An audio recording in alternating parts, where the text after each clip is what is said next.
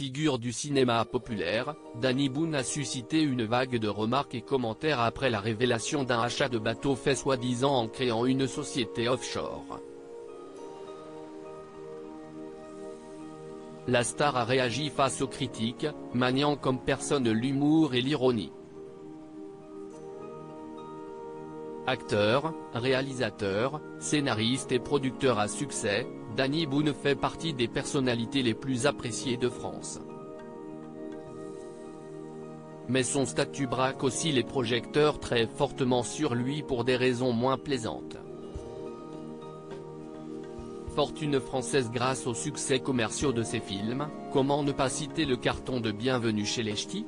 Il a été au cœur d'une polémique avec les révélations du Canard enchaîné concernant l'achat d'un bateau de luxe. La star a réagi d'une façon fort originale sur Instagram. Le Canard enchaîné a déclaré le 20 septembre 2023 que Danny Boone aurait créé une entité offshore baptisée Adilel IBC, dans le but d'acquérir un voilier de luxe.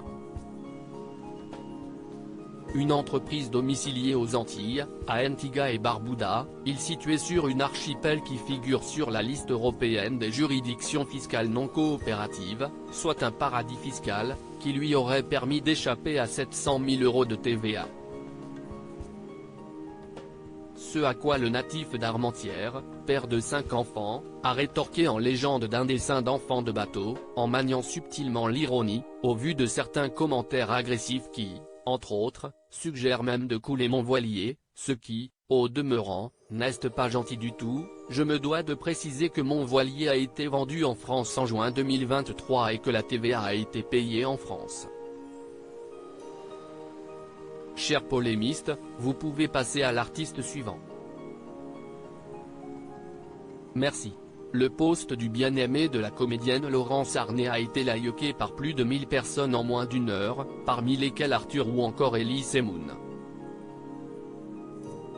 Les précisions qu'apporte Danny Boone sur son voilier permettent de clarifier la situation qui a généré 1001 remarques plus ou moins virulentes.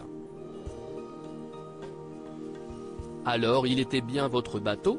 Une petite croisière? Paradis fiscal, Danny Boone soupçonné d'avoir monté une société offshore pour financer son yacht. Peut-on lire en commentaire de sa précédente publication qui n'avait rien à voir avec ce sujet.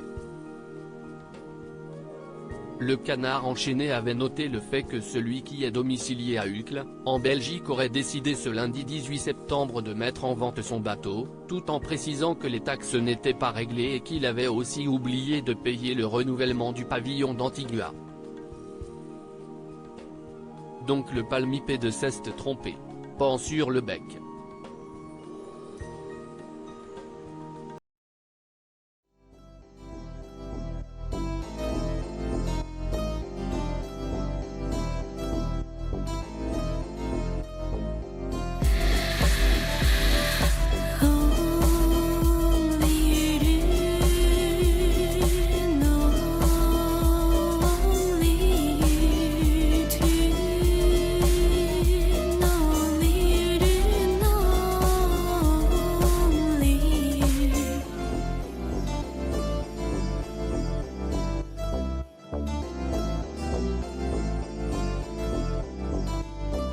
To